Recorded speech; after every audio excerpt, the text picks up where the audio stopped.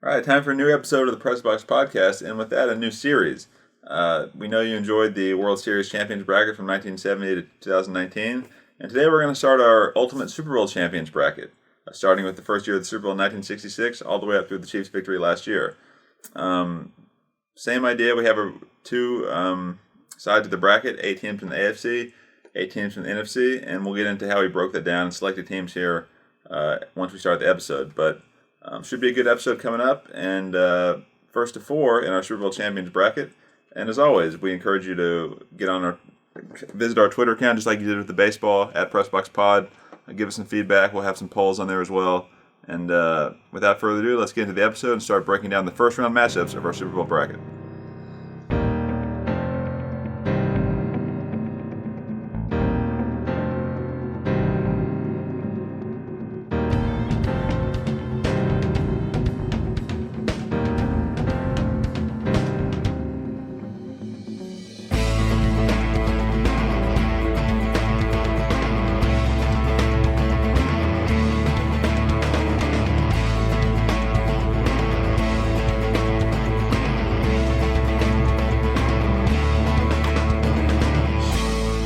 Okay, so we're ready for our Super Bowl Champions bracket on the Press Box Podcast. As you know, we just went through 4 weeks, or I should say 4 rounds of our World Series Champions bracket, and we crowned the 1998 New York Yankees as the greatest World Series champion in the past 50 years. And many of you joined in on that by voting on our online poll or listening to our podcast, and we decided to extend it into football. So now we're doing our Super Bowl Champions bracket.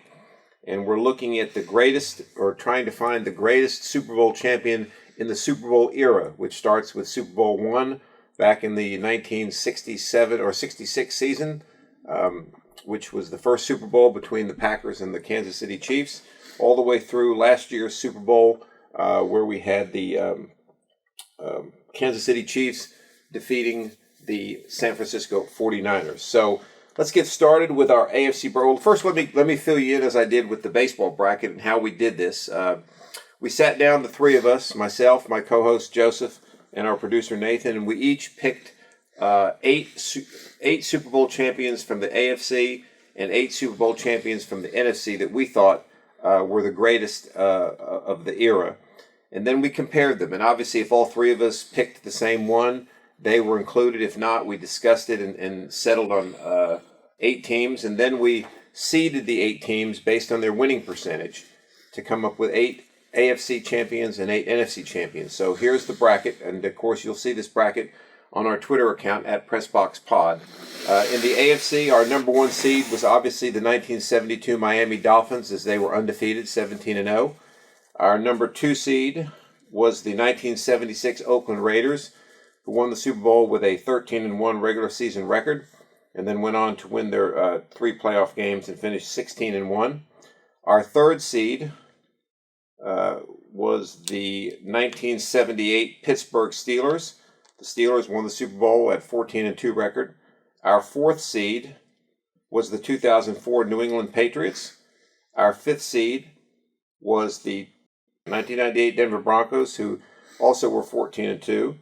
Our 6th seed was the 1968 New York Jets. That's right. The Jets won Super Bowl III with Joe Namath as their quarterback. Our 7th seed was the 2000 Baltimore Ravens, who won Super Bowl 35 on the strength of their defense. And the 8th seed was the 2006 Indianapolis Colts, who won the Super Bowl with Peyton Manning at quarterback, defeating the defending Super Bowl champions. Or actually, not the defending Super Bowl champions. They did defeat the defending Super Bowl champions, the New England Patriots, in the AFC Championship game. So those are our seeds.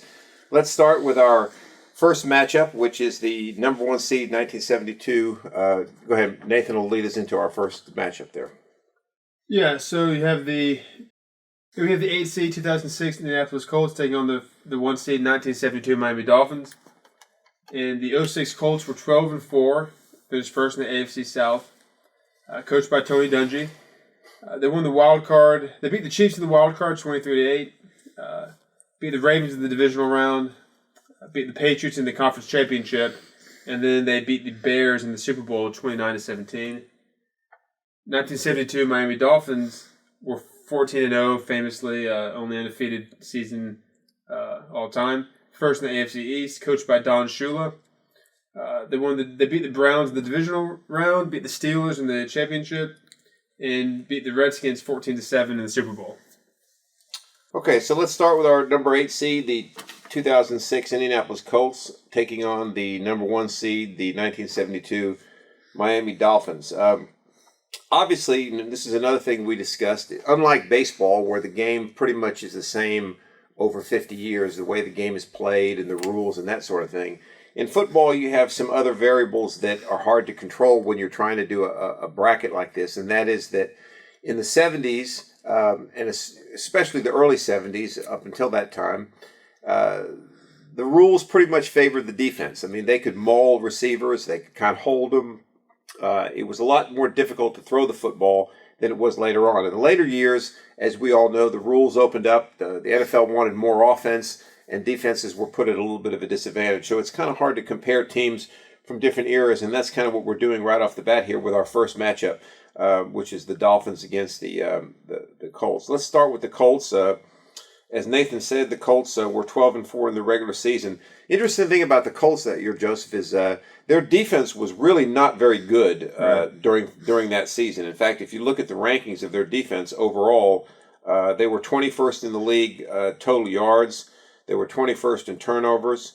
They were almost dead last in rushing, 30th getting TDs, 32. They were dead last against the rush and yards.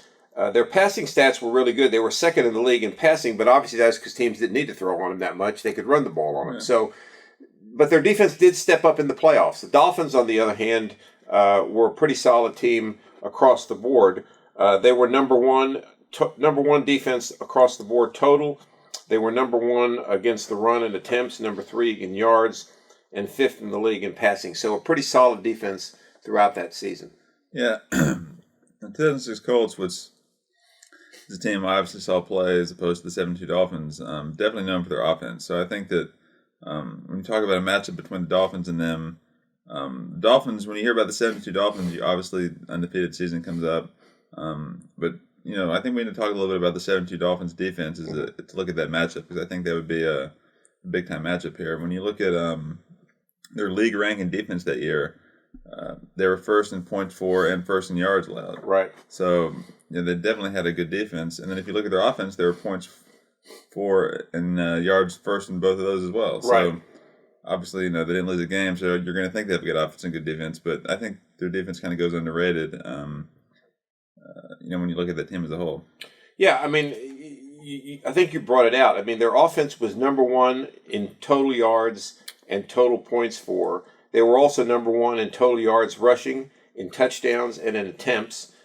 They were kind of near the bottom in passing, but that was because they really didn't throw the ball that much. Nobody did in those early years. But their defense was number 1 in a lot of those categories as well. So a very complete football team coached by Don Shula. Bob Greasy was the quarterback of that team. He did get hurt midway through the season, and Earl Morrall, the old veteran that had come up and actually played in Super Bowl III against the New York Jets, ended up taking them to the Super Bowl. Greasy came back to play in the Super Bowl. But the key with that team, really, on offense was their rushing attack. Larry Zonka, the fullback, a Hall of Famer, 1,117 yards rushing. Mercury Morris, 1,000 yards rushing. And then they had Jim Kick also, who was kind of spelled Mercury Morris and also was a pretty good receiver. He had 521 yards rushing, 147 yards receiving. But they had some other guys as well. Paul Warfield, that they had gotten from the Cleveland Browns, was their number 1 receiver with 606 yards receiving and 29 receptions. So they pretty much had a complete team. Their defense, obviously goes without saying. I mean, the no-name defense, Dick Anderson at strong safety. You had Jake Scott at free safety. You had their linebacking core, Nick Monicani. You had Doug Swift at left linebacker. So you had a pretty good defense as well, the no-name defense. It's hard for me. Of course, then again, you're playing a guy in Peyton Manning. Yeah, well, I mean, who proved that there was really no defense that could fool Peyton Manning from what he could figure out. Yeah, that's the point I wanted to bring up, is that you talked about this a little bit with the game changing over a period of time. And you got about 35 years here between these two teams. Right. Peyton Manning is somebody who, in my opinion, is the best quarterback of all time, just from playing the position of quarterback. Right. Not Super Bowl wins and all this stuff, but best quarterback I ever watched was Peyton Manning. So how does that Colts offense, or how do the Dolphins react to that Colts offense with Manning, airing the ball out, receivers going every which way? They obviously didn't see anything like that, right, quite like that in the 70s. So that's something that it's hard to kind of quantify how that would happen if they played each other. But I guess in the passing game, I think I guess I'm trying to say is the Colts would have an edge. I think that's something that the Dolphins weren't exposed to back then, so that could turn the tides in their favor a little bit. But you pointed out the Dolphins' running game, which is an excellent point. Right. I think that's something that could get to that Colts defense. Were they to play each other based on those league-ranked defensive numbers that we talked about with the Colts at 23 and 21 and points for and yards. Here's rushing as well. Here's how I look at that matchup. You bring up an excellent point, but here's how I would look at this matchup. Is you've got a Colts defense. I mean, forget about the playoffs for a minute. The defense did step up in the playoffs, but through 16 games, the Colts defense was last in the league against the run. Yeah. Last in the league against the run. They were 30th in the league in touchdowns allowed. So you're looking at a Miami Dolphins offense that was number one in the league in rushing, okay? So I look at it as a situation where the Dolphins in this game would run the ball so effectively that they would shorten the game and basically keep it out of Peyton Manning's hands enough, where Manning would not have enough possessions to be able to use his skill against that Miami defense. So I think that's where the edge would come, would be that the Dolphins would be able to run the ball so effectively against this Colts team that Manning would not have enough possessions to be able to execute.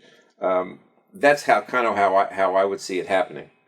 I think that's a good point. You could probably speak to this a little better than me, but what does Bob Greasy bring to the table in terms of his quarterback play? He's probably overlooked even though they had a great undefeated season. And when you talk about quarterbacks in history in the 70s, he's not really brought up that much. No, he's not. I mean, Bob Greasy was today. I guess you would call him a game manager. Yeah. Okay, I mean, he was the kind of guy that he could throw the ball if you needed him to throw it, but he basically just turned around and handed it off to Zonka, Kick, and Morris. Yeah. He's not going to win you the game throwing the football. That's not how that team worked. They won by pounding you into submission and by their defense pretty much keeping you at bay. Mm-hmm. So I mean, Manning obviously wins this hands down. If you look at the two quarterbacks, and then if you look at the weapons that they have throwing the football, I mean, Manning obviously had better weapons than the Dolphins did. I mean, he had Marvin Harrison. He had Reggie Wayne. Yeah. He had Joseph Miranda coming out of the backfield to catch passes. He had Dallas Clark, which is probably one of the best tight ends. I mean, I think the weapons would be in the favor of the Colts. I think if the Dolphins got in a situation where they turned it over, then I think you could see a situation where the Colts would end up taking advantage of that. But the Dolphins were fifth in the league in turnovers on offense, so I don't see them doing that a lot. Mm-hmm. I see them pretty much being able to control the ball, limit the possessions that Manning would have. He would almost have to be perfect on every possession and score for them to win this football game. Yeah, I agree with that. I definitely, I think the Dolphins would come out on top there. The coaching matchup, I think, favors the Dolphins. No question. I mean, you got Don Shula, who's the winningest coach in NFL history, against Tony Dungy, who, don't get me wrong, good coach, but I certainly wouldn't put him up against Don Shula in that matchup. So I see the Dolphins winning this game. I see it being a low-scoring game, but I see the Dolphins winning this game maybe 14-10, something like that, maybe 17-10. Right. Yeah, I think that Dolphins with that running game. Maybe they get to 20 points, maybe they don't, but I feel comfortable with that score as well. Okay. All right. So the Dolphins will win that first game. All right. So you have the 7 seed 2000 Baltimore Ravens at the 2 seed 1976 Oakland Raiders. And the Ravens were 12-4, second in the AFC Central, coached by Brian Billick. They beat the Broncos in the wild card, beat the Titans in the divisional round, beat the Raiders in the conference championship, and beat the Giants 34-7 in the Super Bowl. The 76 Raiders were 13-1, first in the AFC West, coached by John Madden. They beat the Patriots in the divisional round, beat the Steelers in the conference championship, and beat the Vikings 32-14 in the Super Bowl. Okay, so I mean, the first thing that pops out in my mind on this matchup would be it'd be interesting if you could see, and we don't have this in front of us right now, but I know the Ravens were a wild card team, okay, and there were 2 wild card teams that made it to the playoffs in the year 2000, just like it is today. Back in the '76 season, there was only 1 wild card team that made it. So my question would be, would the Ravens have been the 1 wild card team if 1 team could have made it in? We don't know that right now. Well, I can look it up. Nathan can look that up for us. That would be the 2000 season, but anyway, let's see the wild cards. There were 3 wild cards, right? Just 3 divisions. Oh, there was 3. Okay, all right. So it was 3. They hadn't gone. That's right. They went to the 4 teams in 2002. That's right. So the Ravens were the 4th seed. Broncos were the 5th. Colts were the 6th. So I'm sure the Ravens were the top wild card seed. Does that answer your question? That answers my question. So they would have been. They obviously would have been. In 1976, they also would have made the playoffs. So that answers that question. So they obviously deserve to be in there. But my first thought is that, unlike you guys and maybe some of our listeners, I actually watched the '76 Oakland Raiders play. I went to the November 7th game in Chicago when they played the Chicago Bears. The Bears had Walter Payton, and they won that game 28-27. Very close football game. Obviously, Walter Payton had a great day, but the Raiders team was loaded. I mean, they were just an unbelievable football team. They had Ken Stabler at quarterback. Ken Stabler, obviously Hall of Famer. They had Mark Van Eegen at fullback, Clarence Davis, Pete Banaszak. Those were their 3 big rushers. Hubert Ginn was also a pretty good runner. Defense is where I think they kind of made their mark. I mean, Monty Johnson was their right inside linebacker. He was one of the best that I've ever seen. Willie Hall, also a good linebacker. Phil Villapiano, an excellent linebacker. But when you look in their secondary, I mean, that's kind of where they really made hay. Jack Tatum was their free safety. I mean, Jack Tatum was probably one of the fiercest defenders that was out there. I mean, he would take your head off if he had the chance to do that. Skip Thomas was their left cornerback. He was very good. Willie Brown was a Hall of Famer at right quarterback. I mean, they just had a tremendous defense. And the interesting thing, though, which I didn't realize till we started preparing for some of this, though, is if you look at their league rank, their defense was not really a highly ranked defense if you look at numbers, okay? But when they played, I mean, they did what they had to do. It's really pretty interesting. In fact, if you look, the Steelers were probably the best defense that year, but they beat the Steelers twice. Opening game in Pittsburgh, and then they beat the Steelers in the AFC Championship game in Oakland 24-7. Of course, they had a lot of injuries that game, the Steelers. But yeah, that's a good point. I mean, there's 2 ways to look at it. There's rankings, which actually the Raiders' offense ranked way ahead of their defense in terms of points, 4 and yards. But then there's kind of the way they played and how what you saw when you watched them. And I think that, based off that, I think that Raiders defense handles the Ravens offense, who really didn't have anything much going for them at all. They kind of skated by on their defense, which was number 1 and 2, and 1 in points for and points allowed and 2 in yards. Right. Season. One of the all-time greatest defenses in history. Yeah, no, I mean, no question about that. I mean, the Ravens defense was obviously one of the greatest. I mean, just about ones across the board when you look at them. Yeah. But again, using our philosophy of looking at matchups. I mean, I think with Trent Dilfer at quarterback, kind of a game manager for the Ravens against the Raiders defense that would pretty much have locked him down. Mm-hmm. You look at the Raiders, I think they would have been able to run the ball and be enough effective against the Ravens to win a close matchup. I don't see the Ravens really coming out of this and being able to beat this team. And then you look at the opposition. I mean, the Ravens finished second to the Titans that year. The Titans won the division. Of course, then they beat the Titans in the playoffs. I think they just kind of had the Titans number. The Raiders beat the 2-time defending Super Bowl champions in the Pittsburgh Steelers in the playoffs. They were just a dominant football team to me. I mean, and coaching-wise, I mean, again, I know our producer Nathan doesn't agree with this, but I think I have to give the edge to John Madden in that one against Brian Billick. I'm not saying I would completely disagree that Madden would be better against Belichick head-to-head. I'm just saying that Brian Belichick was a great coach, and he's underrated. That's all I'm saying. Yeah, it'd be interesting to hear our listeners' comments on that. Yeah. I'm not saying he's better than Madden. I'm just saying he's a great coach. Another thing to look at with the Raiders is if it wasn't for the Steelers in the 70s, the Raiders would have had a nice little run there. They were always kind of knocking on the door, right? That's really an excellent point. I mean, you look at in 1974 when the Steelers won their first Super Bowl, they beat the Raiders in the AFC Championship game. In 1975, when the Steelers won their second Super Bowl, they beat the Raiders in the divisional game. Those two games were probably the closest games the Steelers had in both seasons because the Raiders were that good. And then, of course, before the Steelers won their first Super Bowl in 1972, they beat the Raiders on the Immaculate Reception in Pittsburgh. Mm-hmm. So the Raiders, like you said, if it wasn't for the Pittsburgh Steelers, the Raiders might have won 3 Super Bowls from 1970 to 1976. Yeah, as opposed to the Ravens, who kind of had their career year in 2000 and weren't. And then after 2000, they kind of stayed more relevant than they were before. Right. Yeah. But they never really approached that level of dominance. They were never, obviously, I mean, well, no, I should say obviously, but yeah, the Raiders were the better franchise than the 70s, than the Ravens were in the early 2000s. No question. Yeah. And then you look at players. I hate to say it, but the Ravens did have the best defense of all time. Probably. Arguably, yeah. It's arguable, but yeah, it's. Well, that's the only one. I didn't see those 70s ones play, so it's tough for me to say. Some of these comparisons. Ken Stabler, you take over Trent Dilfer. No question. Running backs. Let's see what we got here. Jamal Lewis is better than anybody the Raiders got. Especially 2,000 yards. Not that year, but he did it.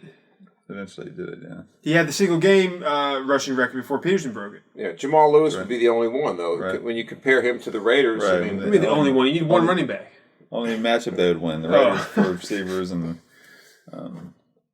Well, let's look at Hall of Famers. I mean, you got Kenny Stabler. I mean, you got on defense. You got a number of Hall of Famers. I mean, you got Willie Brown. You got Jack Tatum. You got Ted Hendricks. I mean, look at punting. Just punting. I mean, Ray Guy, probably the greatest punter to ever play the football. I mean, to ever play in the NFL. Mm-hmm. Probably would have pinned the Ravens back, whereas Dilfer would have had to take that team on long drives to win this football game. So, I just don't see it. I agree with you. I think this is a no-brainer. The Raiders move on. Even with my biased opinion. Yeah, and I see another close football game. I mean, I see a game. Low-scoring. Yeah, low-scoring football game. I mean, I see maybe to be honest with you, I don't see the Ravens scoring a lot. Maybe one touchdown and a field goal. I see the Raiders maybe with 3 touchdowns, 21-10. All right. Yeah, I mean, I'm just looking here at the Raiders' playoff wins, 24, 32, so right around that point total is probably right. Yeah, I think it's low scoring, and I think the Raiders win. Yeah, I agree. Let's move on. All right, so we got the Raiders advancing in that one. What's our next matchup, Nathan? The 6 seed 1968 New York Jets at the 3 seed 1978 Pittsburgh Steelers. 68 Jets were 11-3, first in the first in the AFL East. Right. Coached by Weave Eubank. Mm-hmm. They beat the Raiders in the championship game, 27-23, and the Colts in the Super Bowl, 16-7. And the 78 Steelers were 14-2, first in the AFC Central. Coached by Chuck Noll. They beat the Broncos in the divisional round, the Oilers in the conference championship, and the Cowboys 35-31 in the Super Bowl. All right, so first thing I want to point out is that I think the 68 Jets are overrated as a Super Bowl champion team. I think that if it wasn't for Namath's guarantee and his high profile as a quarterback, and then the fact that they were the first AFL team to beat an NFL team in the Super Bowl, right? And kind of put the AFL on the map, which led to the merger and all that, it wouldn't get this much play. I mean, I'm not sure they're that good of a team. They had a good year, but they get a lot more respect than they should, I feel like, just because of some other circumstances. Yeah, I don't disagree with that. I mean, I think here's the thing that's hard to compare when you do something like this. I mean, if you look at the Jets ranking, all right, offensively, they were in the top 3 in most categories, all right? With the exceptions of maybe rushing yards, they were 8th. But everything else, they were in the top 3. Defensively, they were first in yards allowed. They were second in passing yards allowed. They were first in rushing yards allowed.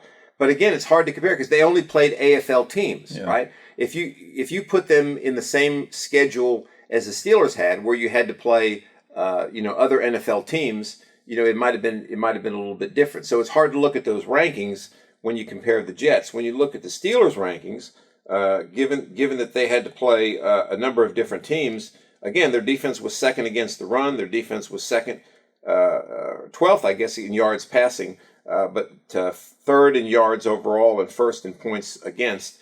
So, to me, I agree with you. I think the Jets' claim to fame and what makes them a Super Bowl champion that's remembered is exactly what you said. They were the first AFL team to beat an NFL team in the Super Bowl. Joe Namath guaranteed the win. They were 18-point underdogs. Yeah. They led that game 16-0 deep into the fourth quarter before Johnny Unitas, who had been injured most of the season, came off the bench to lead them to one touchdown. It was kind of a Cinderella type season and Cinderella type Super Bowl for the Jets. I really don't see them beating the Pittsburgh Steelers, in a matchup like this. Right. I would agree. I think that the Steelers, we all know how good they were in the 70s. And you start with their defense, the steel curtain. Oh yeah. I think that.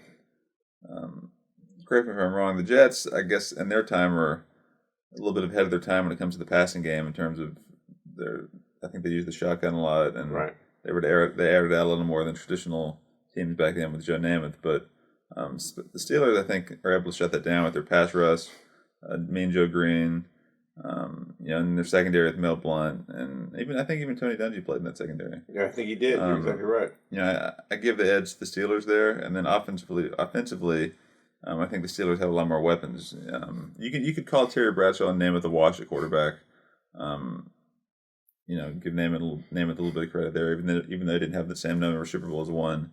But then you look at Stallworth and Swan and Franco Harris. I think too many weapons in offense, and then the steel curtain defense just kind of overtakes the Jets. Yeah, I agree. And just look at Hall of Famers.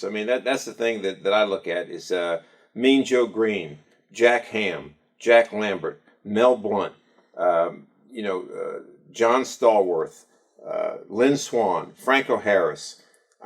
Terry Bradshaw. It's just an enormous amount of athletes. Again, enormous amount of great football players against the Jets team, as you said, which really you almost have to compare it to the 2000 Baltimore Ravens. It was kind of a one-year wonder type thing where they just everything kind of landed right for them. And I think they deserve to be in the bracket, but I just don't see them winning this football game. In fact, I see it kind of being a blowout myself. Yeah, as opposed to the other two matchups we looked at, this is definitely the most one-sided. Yeah. And Chuck Noll gets the edge over Weeb Eubank as well, as you point out. The question, most one-sided, I'd probably agree with that, what we've discussed so far. Would you say, though, if the 2000 Ravens didn't have as great of a defense as they had, if they just had even just a slightly above average defense, well, they probably wouldn't have won the Super Bowl that year if that was the case. But let's say they won the Super Bowl with not as good of a defense. Would that have been more one-sided, you think, then? You think that great defense? Probably. Yeah, I think so. More one-sided than the Jets matchup? Yeah, I think so. The Jets and the Ravens, you could say, are similar teams, but besides the fact that the Ravens had an all-time side of the ball defense. The Jets didn't really have that. They just like you said, they just kind of came together for them. That's it. Yeah, I agree with that. I think that's a good way to put it. And I agree. When you just look at it, it doesn't seem as because I'm thinking some people might think, the 2000 Ravens is the bigger lopsided thing, right? But a lot of that thing is just the aura of the 68 Jets. People think, 68 Jets, Namath. They have to. That's going to be tough to beat. But are they really that? I could see a score of somewhere in 35-7, 35-10. That type of range, Agree with that? I agree with that. And I think, too, when you look at the Jets in that Super Bowl against the Colts, I watched that game. The Colts should have beaten them, but the Jets got in their head. I think the Namath guarantee got in the Colts' head, and it's almost like they tried so hard to beat Namath, and they tried so hard to hurt Namath in that game that they just kind of played, they just didn't play very well. You know what I mean? And the Jets just took advantage of it. And were able to beat them. So, I don't see them beating the 78 Steelers. Right. I really don't. Right. Leads us to our final AFC matchup. Nathan, what do you have for us? All right, so we have the 5th seed 1998 Denver Broncos versus the 4 seed 2004 New England Patriots. 98 Broncos were 14-2, first in the AFC West, coached by Mike Shanahan. Beat the Dolphins in the divisional round, the Jets in the championship round, the conference championship, and the Falcons 34-19 in the Super Bowl. In the 04 Patriots were 14-2 as well, first in the AFC East, coached by Bill Belichick. Beat the Colts in the divisional round, the Steelers in the conference championship, and they beat the Eagles 24-21 in the Super Bowl. Okay. All right. Joseph, you want to start this one? All right. So my first thought is that these are two kind of similar teams here. You've got both of these teams coming off Super Bowl win the year before. 97 Broncos, 2003 Patriots. Right. Both at this time Tom Brady had been established. Both big time quarterbacks. All the Elways at the end of his career. Both pretty established head coaches. So yeah, right off the bat they're pretty similar. One thing I do like about the Patriots here is that at this point or during the 2004 season they had reached 18 straight wins because they won their I believe first 6 in 04 and the last 12 in 03. And if you take it down to week 14, they won 24 out of 25 regular season games. Right. Which is just to steal a line from Dark Knight Rises, not to be trifled with. Then again, the Broncos in '98 started 13-0. So, and I remember there being some talk about an undefeated season for them, which the Giants took care of that. But initially, pretty similar here.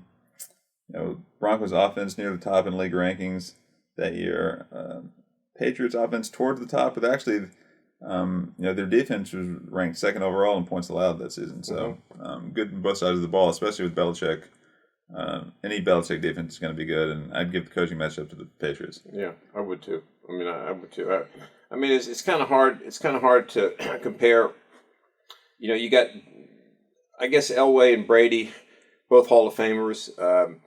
Elway a little more mobile. He could run the ball a little bit if he had to, where Brady really didn't do that kind of thing. The Patriot running game was not really very. Even though they were a good running football team, Corey Dillon, Kevin Falk, those are not names that really jump out at you that you fear. Terrell Davis was the '98 MVP. Yeah, that's right. 2,000 yards. That's right. You got Terrell Davis on that football team. The Raiders or the Patriots rushing attack was 7th in the league in yards and 8th in touchdowns. Whereas if you look at the '98 Broncos, they were first in the league in rushing and in touchdowns, second in yards and attempts. So obviously a little bit better running football team. Their defense was first in the league against the rush attempts, third against yards, whereas the Patriot defense was 5th and 6th in those categories. So, gosh, the Broncos, I think, let's look at their defense. Let's look at the two defenses. If you look at the Patriot defense, forget about the numbers. Let's look at some of the players that they had on defense. You had Rodney Harrison in the secondary, Bruschi and Ted Johnson at linebacker. You had Vrabel. You had Willie McGinnis at kind of a roving linebacker. You had Asante Samuel at cornerback. You had Vince Wilfork in the middle. So a pretty solid defense. Ty Law was still with that football team. Then you look at the Denver Broncos. Their defense was nothing to be trifled with either. When you look at some of the players on that defense, you had Bill Romanowski, you had Steve Atwater, you had Trevor Price, Neil Smith, who had been with the Chiefs for a while. So they had a pretty solid defense as well.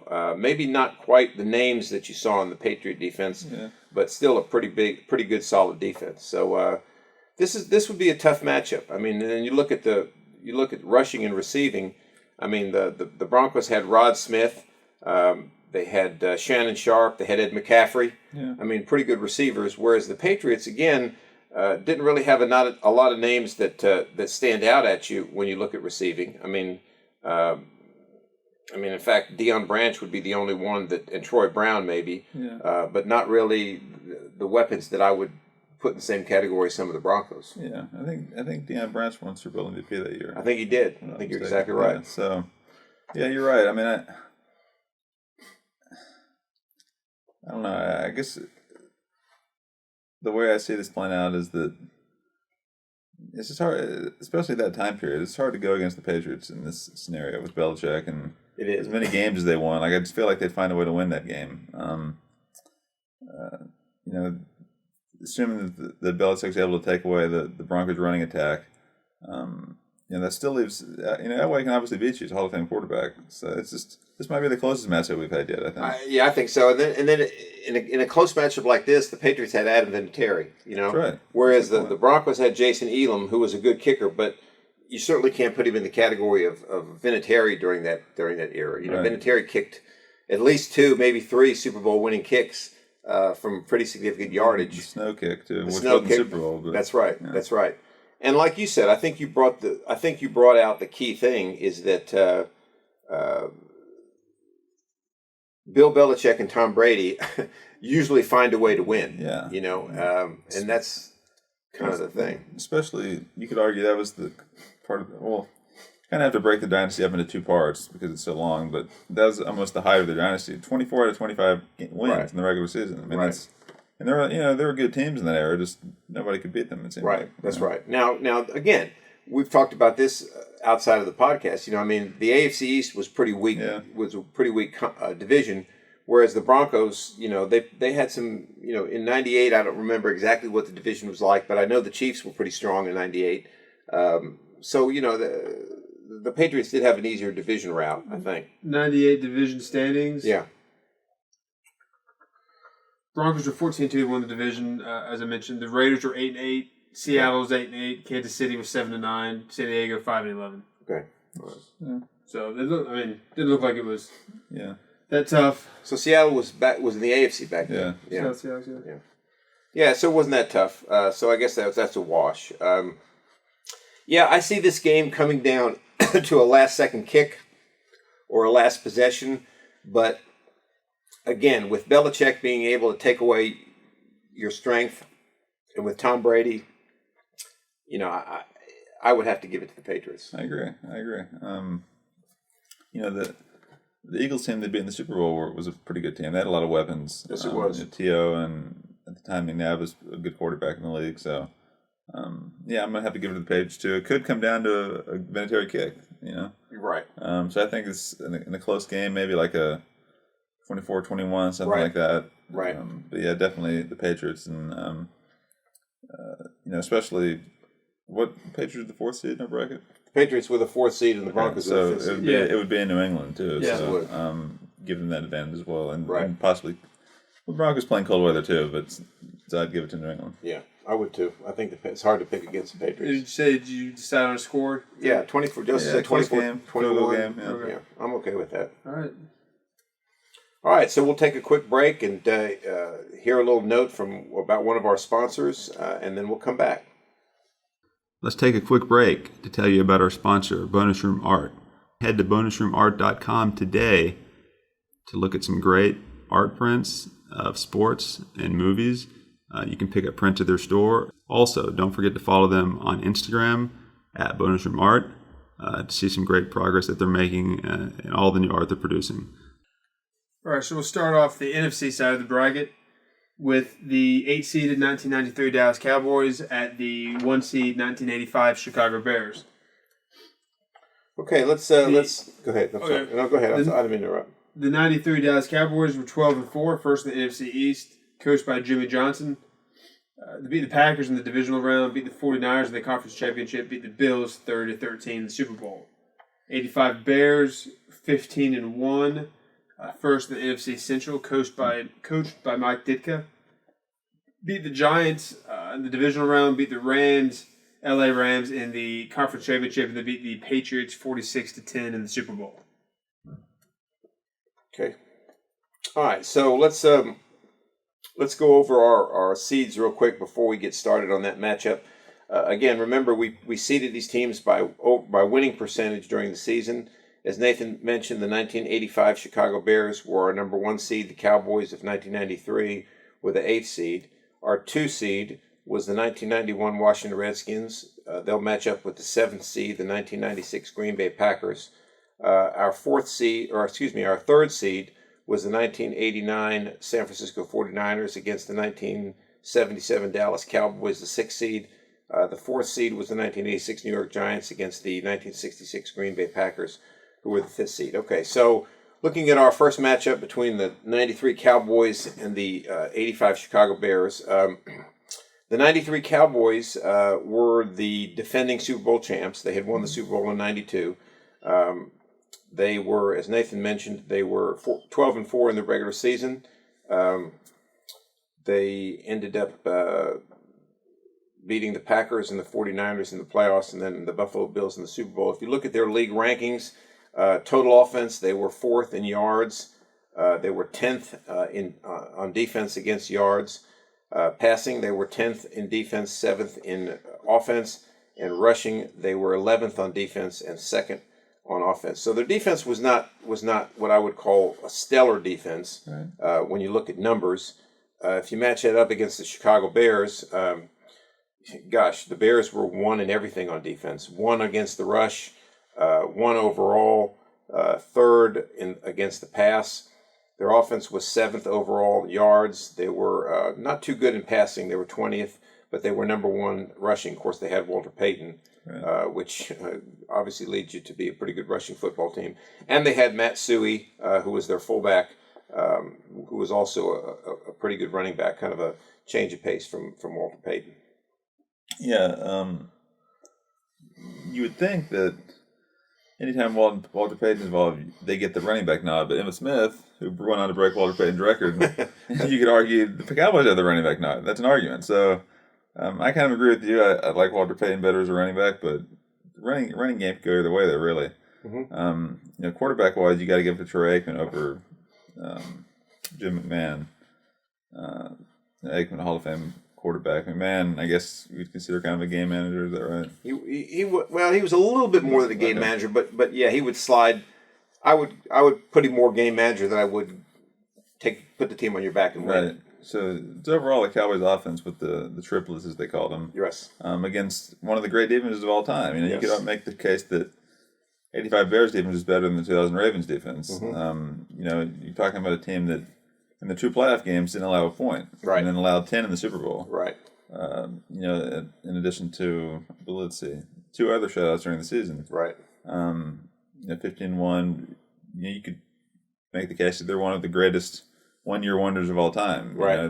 You're not looking at a pattern in the 80s of a lot of great teams like the Cowboys in the 90s, but that 1 year there is as good as anybody in NFL history, I think. Yeah, and their nemesis was the San Francisco 49ers. I mean, the 49ers beat them in the NFC Championship game in 84. In 86, they lost to the Redskins in the divisional round. Yeah. And in 88, they lost to the 49ers in the NFC Championship game.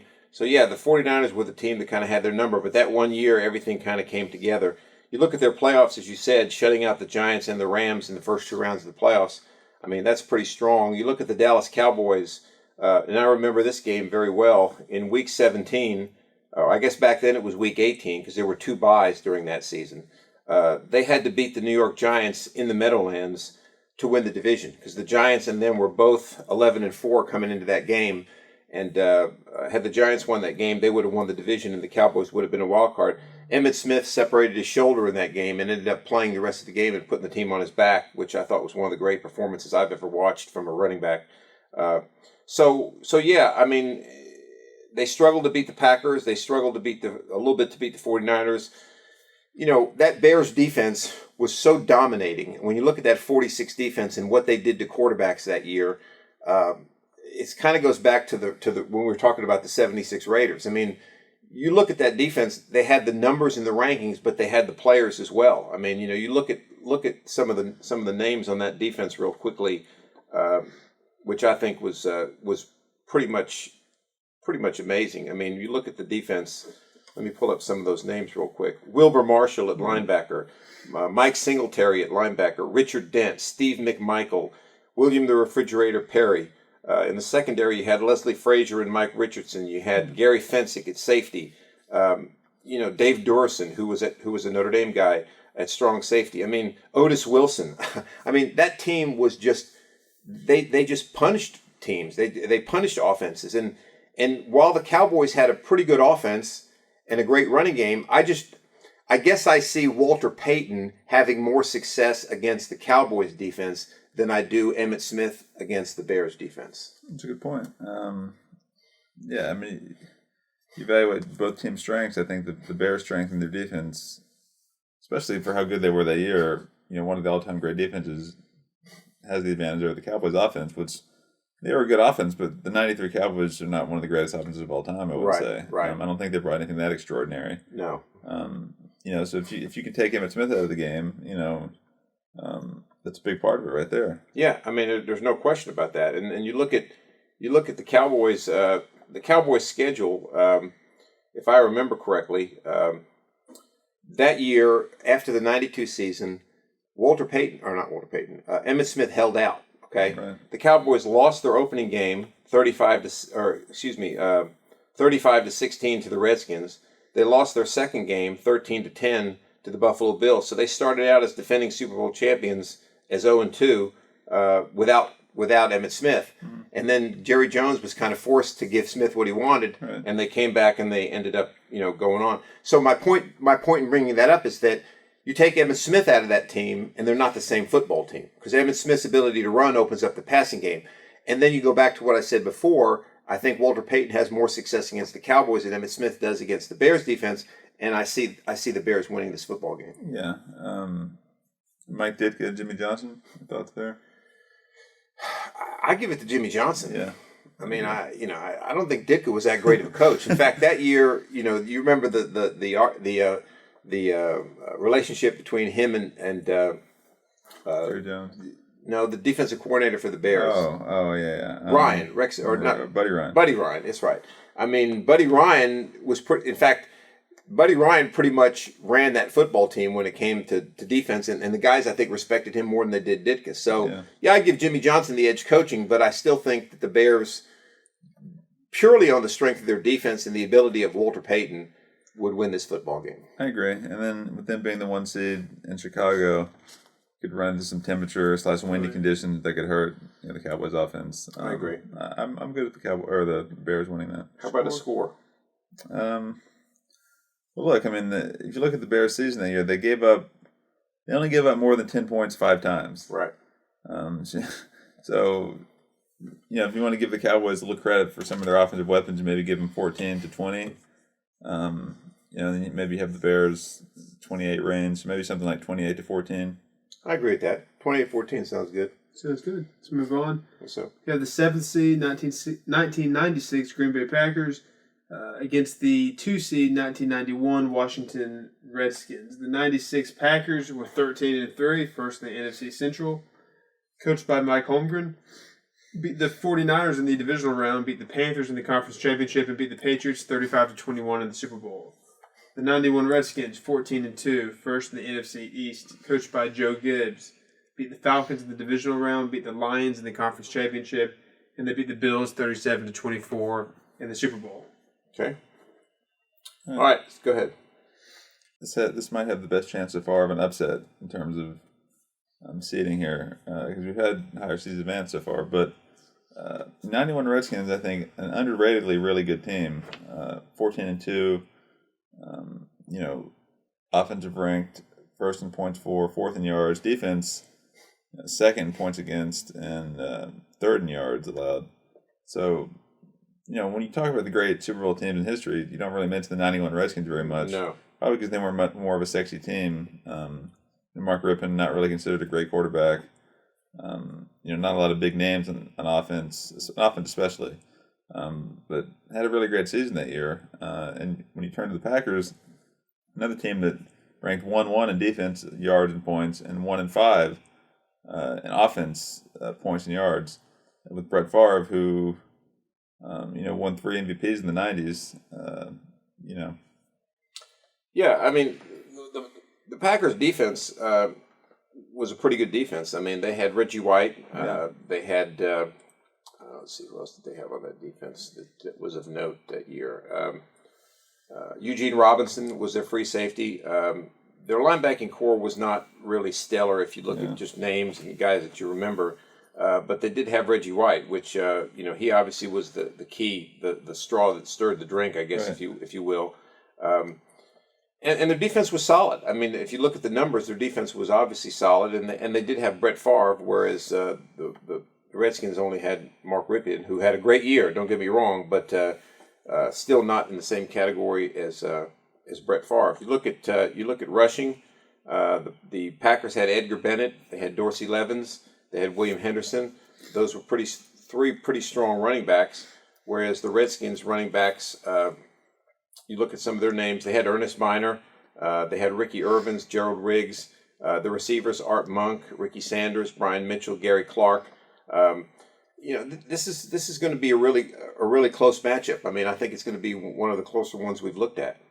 The Packers, of course, defensive coordinator Fritz Shurmur, uncle of Pat Shurmur. Uncle of Pat Shurmur, that's right. Former Giants coach. Former Giants head coach for 2 seasons. That's right. So with these two coaches, Holmgren and Joe Gibbs, that's a pretty good matchup. Yeah, Holmgren took 2 different teams to the Super Bowl. Yes, Took the he did. Seahawks to the Super Bowl. He took the Packers to the Super Bowl. Joe Gibbs won 3 Super Bowls, did he, with the Redskins? So I mean, hard to argue against what he was able to do as well. My initial thought was Joe Gibbs, probably because of the Super Bowls, but you make a good point for Holmgren too. Yeah.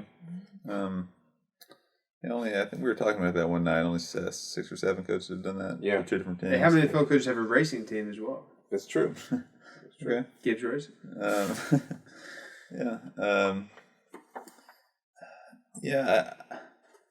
I think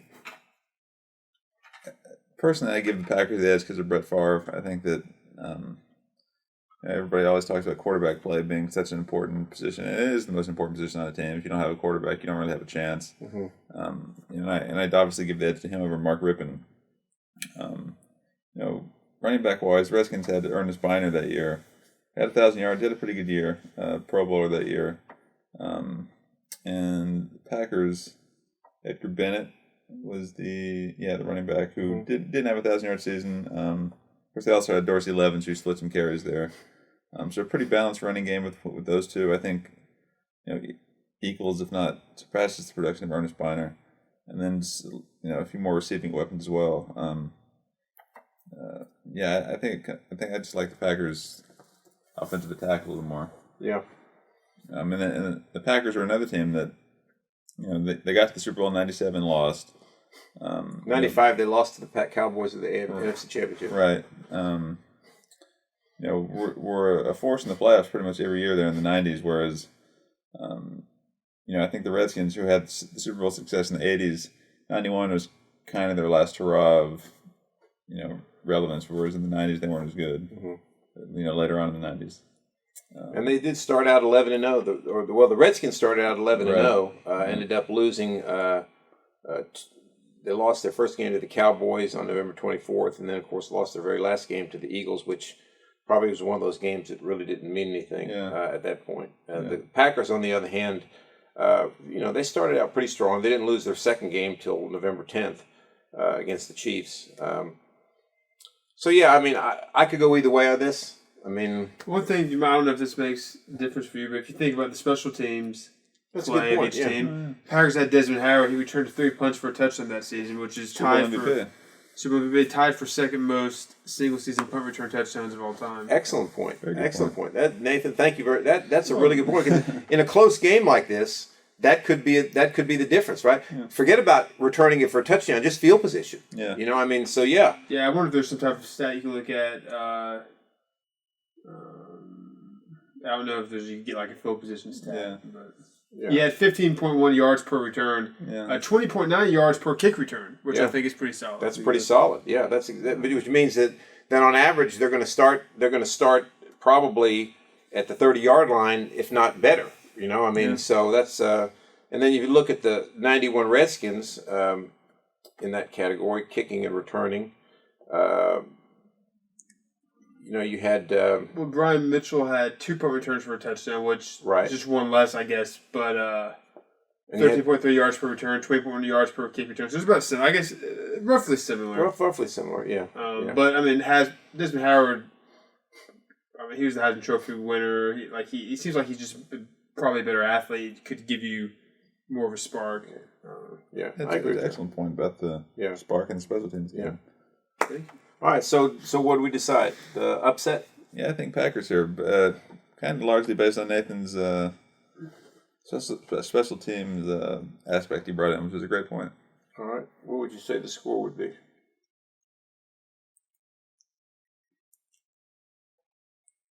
I think the Packers put up at least 20 points, maybe even 30. I could see maybe 31-21, something like that. All right. That's good. All right. Okay with that? Next matchup, the 6th seed 1977 Dallas Cowboys at the 3 seed 1989 San Francisco 49ers. The 77 Cowboys were 12-2. First in the NFC East, coached by Tom Landry. Beat the Bears in the divisional round, beat the Vikings in the conference championship, and they beat the Broncos 27-10 in the Super Bowl. Okay. The 89 49ers were 14-2, first in the NFC West, coached by George Seifert. Beat the Vikings in the divisional round, the LA Rams in the conference championship, and the Broncos 55-10 in the Super Bowl. One thing that stands out to me about that playoff run too, they beat the Vikings 41-13, then they beat the Rams 30-3, and they beat the Broncos 55-10. Yeah. They scored 41, 30, 55. Yeah. Yeah, that was a great 49ers team. You look at the stats, the Cowboys, they were first overall on defense in yards. They were second overall against the pass in yards. They were third overall against the run in yards. And their offense was first overall in yards. They were fourth overall in passing. They were fourth overall in rushing. So a pretty balanced football team. And then you look at the 49ers. The 89 49ers were first overall in yards on offense. They were second overall in yards on passing. And they were 10th overall in yards on rushing. Defensively, they were fourth overall in yards. They were 11th overall against the pass in yards, and third overall against the rush. So the Cowboys playoff run, you talk about their defense, they only gave up 7 points in the divisional round, then they gave up 6 in the conference championship and 10 in the Super Bowl. So right. It seems like it's a high-powered offense versus a good defense. Well, let's look at some of the players. I mean, you got Joe Montana against Roger Staubach. I mean, Joe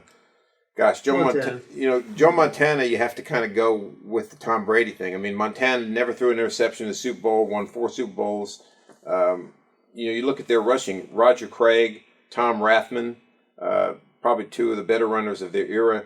Jerry Rice, it's hard to argue against Jerry Rice being the greatest receiver of all time. John Taylor at the other end. Brent Jones was their tight end. So player-wise, I mean, the 49ers had some good players. You look at the 77 Cowboys, they had some good players as well. I mean, not only forget about Roger Staubach for a minute, what he was able to do.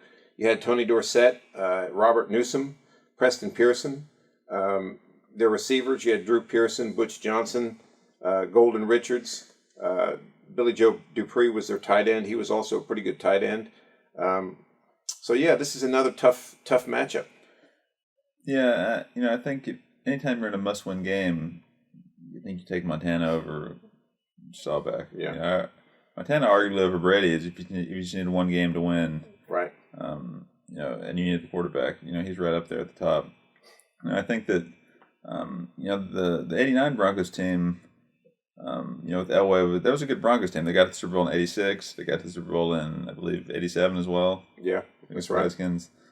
So they got to the Super Bowl 3 out of 4 years, and the 49ers just completely demolished them, 55-10, as you said. And I remember we had our opinion of this Super Bowl could be tainted by our Super Bowl highlights tape we've watched over numerous times. It kind of shows the 49ers just dismantling them, in a rout.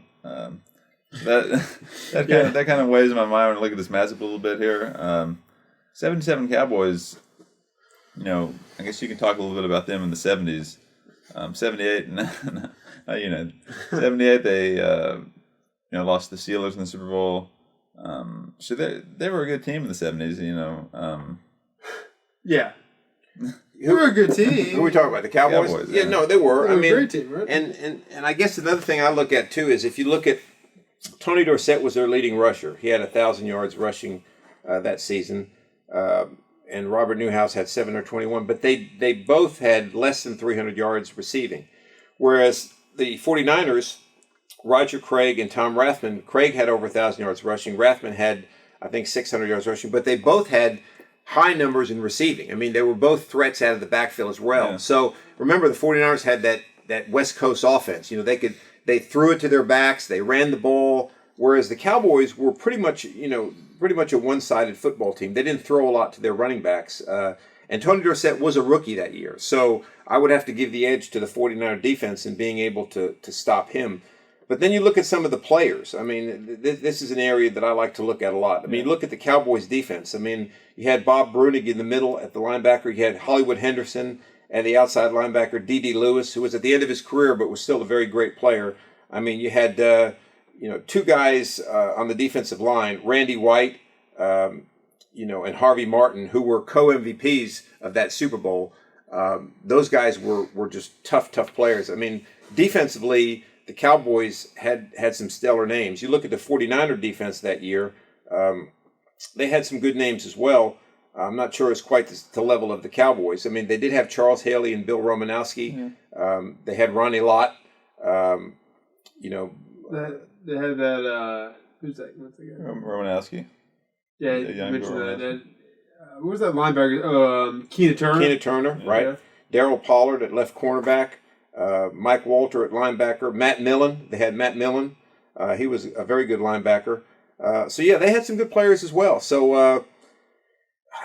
And then you got Ronnie Lott. I mean, Ronnie Lott and Charles Haley, to me, two guys, both Hall of Famers. Of course, the Cowboys had a lot of Hall of Famers in that defense as well, too. So I guess what I'm trying to convince myself of here by saying all this is that two very balanced football teams, two great football teams.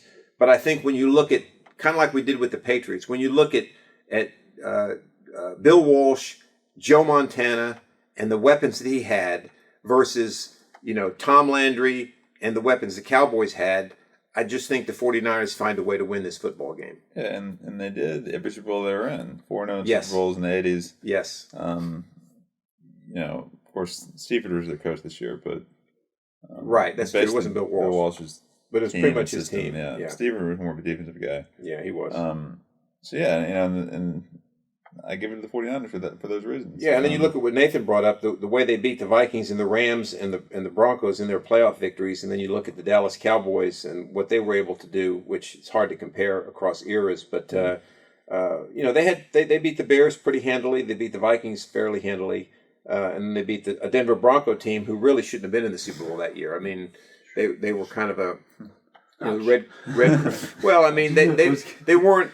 Nobody thought they would be there. They beat the Raiders. Mecklenburg thought they'd be there. Mecklenburg thought they'd be there. He did. So the guy's name? Yeah, Carl Mecklenburg. Go ahead. Did they beat the Raiders? What? The Broncos beat the Raiders in the AFC Championship game, which was considered an upset, but they still did it. Yeah. So they just kind of got. They have a big. They just get hot in the playoffs. You think? They got hot. Yeah. They did. Yeah. I like the 49ers maybe, like 35-10, 35-17, Okay. Probably not a 55-10 blowout like the Broncos game, but No, definitely not. I decidedly give the edge to the 49ers. Okay. All right. Now we have the final matchup of the NFC. We have the 5 seed 1966 Green Bay Packers at the 4 seed 1986 New York Giants. The 66 Packers were 12-2, first in the NFL West, coached by Vince Lombardi. I'm sure we'll have a few comments Oh yeah. on that one. Oh yeah. They beat the Cowboys in the championship, in the NFL championship, and they beat the Chiefs in the Super Bowl 35-10. You have the 86 Giants. They were 14-2, first in the NFC East, coached by Bill Parcells. They beat the 49ers in the divisional round, beat the Redskins at the conference championship, and the Broncos. They beat them 39-20 in the Super Bowl. Mm-hmm. Tough matchup for you, Ralph. Vince Lombardi versus your Giants. Yeah. No, that's that would be. I'll let Joseph start this one. Okay. Maybe part of this is just the, generational gap, but you can't get past like who in the 66 Packers is going to block Lawrence Taylor? And I just see him coming around and just abusing Bart Starr like play after play. So I know you can't just break it down on that because two different basically generations. But Right. And from what I can gather from all the old tapes I've watched, the Giants just have to stop that one sweep play. Yeah. And if they stop that play, the Packers are lost. 65 toss power Yeah. trap. that was their Chiefs. play. Those Chiefs. Okay, that's Hank Stram. It's like you get a seal here and a seal here. If they just plug the seals, then Yeah. I'll tell you a funny story about that. John Madden one time was talking about how much Vince Lombardi influenced him as a coach. And he said when he was young, before he became an NFL coach, he was in his first couple years of coaching, he went to a clinic that Lombardi put on, and he said Lombardi spent 8 hours talking about the sweep on the chalkboard, the intricacies of running the power sweep. So that shows you that that's pretty much all the Packers did. I can just see his face if they shut that down. He's like he would look like that coach from Louisiana or whatever the school was in the water boy once he realized that his playbook he had didn't mean anything anymore, and he's just like, I didn't know what to do. He's like, I don't know.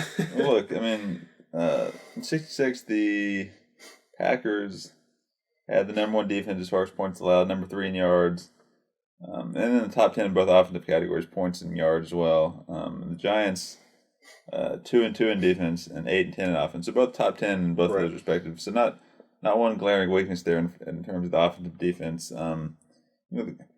The quarterback matchup, I guess I'd give to Starr. He's probably a better quarterback than Phil Simms. Yeah. Even though he was probably asked to do different things based on the era and the offense, but just historically, he's a Hall of Famer. Phil Simms isn't. I don't think he should be. There's no telling these days in the NFL they'll let everybody in. But you're exactly right, and I think Nathan brought up you said it's hard to believe them to be able to block Lawrence Taylor.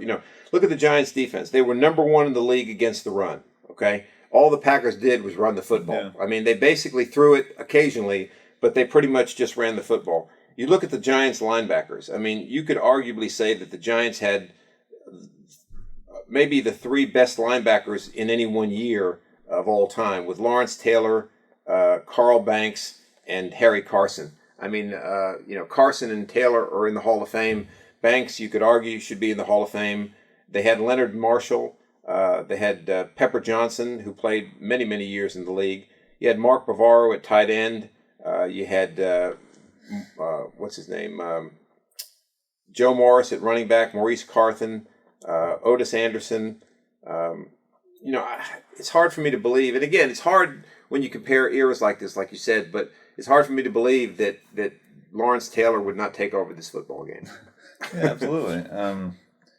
That's one of the main reasons I give the edge to the Giants. I guess the coaching matchup, I guess you'd give the Packers, right? Vince Lombardi and Parcells. You pretty much have to. Although you could argue the best coach in this game is Belichick, because he's the offensive coordinator for the Giants. That's true. So, you have Belichick and Parcells with the Giants. It gives them the overall coaching edge, probably, And Belichick wouldn't have to take more than a few hours to figure out a way to stop the Packers offense. That's right. It's good. Nathan alluded to that, which we didn't talk about Belichick, but once he figures that out, which he would, obviously. But I think, and again, I'm not trying to make a case for the Packers, but again, I think we're oversimplifying the fact that, the Packers ran the power sweep, but they ran it to perfection. You know what I mean? And I think they would have some success against the Giants doing that. But I think as the game wore on and as they started to make adjustments after halftime, I think Belichick would have figured out a way to slow it down. You know what I mean? Yeah, and I just think that the Giants would win this football game. I think it would be closer than most people would guess. But I still think the Giants would win it. I agree with that. What do you think about a score here? I'm thinking maybe like 24-10. Yeah. What do you think? That's yeah. I mean, you look at their playoff. Give up 3 points, 0 points, then 20 to the Broncos. Yeah. So the Packers fall somewhere in the middle there, probably. Yeah. And again, I mean, I watched that game. Of course, I watched them all. But the game they played against the 49ers in the playoffs, where they won 50, was it 55-3? 49-3. 49-3. That's the game that they brutalized Joe Montana in that game. I mean, they just absolutely brutalized. What's his name? Steve Young? No, not Steve Young. The Giants. I'm trying to think of the guy's name. Jim Burt. Jim Burt was a nose tackle. He hit Montana. He came through and hit Montana so hard on one play that I didn't think Montana was going to get up. And they absolutely destroyed the 49ers. And you're looking at a 49er team here that had won the Super Bowl in 84, had a pretty good season in 85, and then went on to win the Super Bowl again in 88. So that wasn't no slouch 49er team that the Giants brutalized in that game. Yeah. So, I just find it hard to believe that they could stop the Giants, especially the Giants' defense. Right. That's a good point about the opponents there, because as we discussed, up until Super Bowl III, the AFL wasn't really taken very seriously at all. No. And we're not really we know they weren't taken seriously, but they might have actually been a little bit worse. And the Packers only they beat the Chiefs and the Raiders, right, with AFL teams, and the merger hadn't happened yet. So for numerous reasons, I say Giants as well. Okay, so we say 24-10 Giants. Yeah. So let's recap since we finished our first round. Our first round is now over. We had in the AFC the 1972 Miami Dolphins, the number 1 seed, advance to the quarterfinals. They will match up against the 2004 New England Patriots, who were the 4th seed. In the bottom half of that bracket, the number 1 seed 1976 Oakland Raiders will take on the number 3 seed, the 1978 Pittsburgh Steelers. So the top seeds all came through on that side. In the NFC, the number 1 seed 1985 Chicago Bears advanced to the quarterfinals. They will take on the 4th seed, the 1986 New York Giants. And in the bottom half of the bracket, the 1989 San Francisco 49ers advanced, and they will take on the 1996 Green Bay Packers, who were the only team to advance in an upset. So, Joseph, what would be your final thoughts on the next round, which will be the quarterfinal round, with the teams that have advanced? Yeah, the first matchup that I look at is the Dolphins and Patriots. We mentioned the Patriots winning 24 out of 25 games, that 04 team, a 3-04 team, and then undefeated Dolphins. And then you have the Patriots who went undefeated in 07. So a lot of parallels there. It'll be good to talk about. Shula versus Belichick. So that's definitely the one that stands out. You've got the Steelers and Raiders from 2 years apart. Ooh. That game had kind of played itself out multiple times. So we'll talk about that. That's going to be a battle. It'd be tough to pick a winner, but it should be too hard breaking down that matchup. Yeah, you watch. You go to the tape. You got the 85 Bears and the 86 Giants probably played each other at some point around there. And then 49ers and Packers, who were rivalries all throughout the 90s. So a lot of good matchups. And I think we'll have a lot more in-depth stuff to talk about with more good teams in this next round. Yeah, I mean, and you brought up the fact the 78 Steelers and the 76 Raiders, they played each other numerous times. The 85 Bears and the 86 Giants, interesting. The 85 Bears beat the Giants in the playoffs 21-0, and then the next year in 86, when the Giants went to the Super Bowl, the following year, 87, they played the Bears and the Bears beat them. So you're right. These teams, those two matchups will be the easiest to analyze from the standpoint of that they're very similar teams. They played each other a lot. The 72 Dolphins against the 04 Patriots will really be an interesting matchup. Two different eras, but it's still, you've got a team of the Dolphins that was probably one of the most perfect teams, and I don't mean a pun in using that word. They were perfect, but I mean just their ability to be consistent makes them kind of a dark horse, even though they were from 1972. And then the 89 49ers against the 96 Packers will be a fun one to analyze as well. So going forward, I think we're going to have some interesting discussions. Yeah, definitely. And just like in our baseball bracket, we look forward to feedback on Twitter. We'll put some poll questions up, and we'll have a lot to talk about going forward here. So make sure you follow us on our Twitter at PressBoxPod, and we'll see you on the next episode of our Super Bowl champion bracket.